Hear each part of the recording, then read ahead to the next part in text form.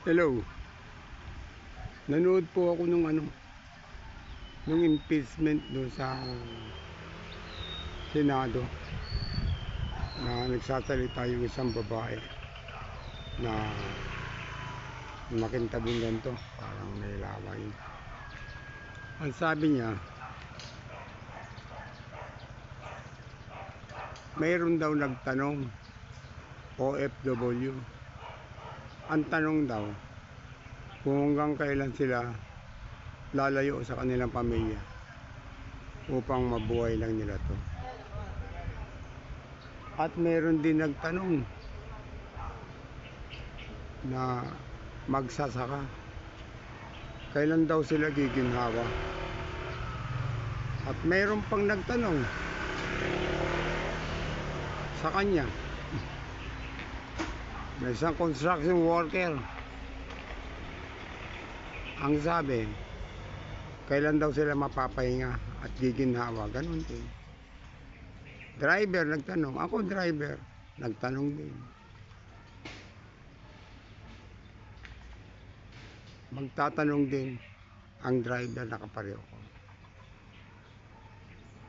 Ang sabi mo, kailan giginhawa?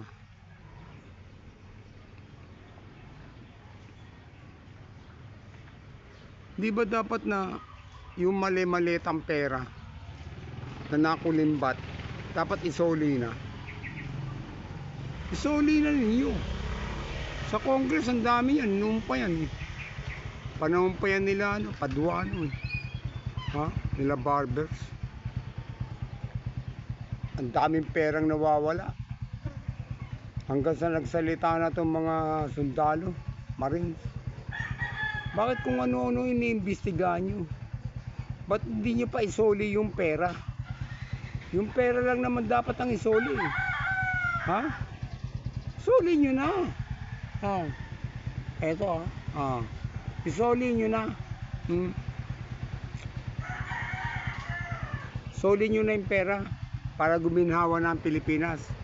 Hindi giginawa ang Pilipinas hanggang di nyo sinusoli yung pera.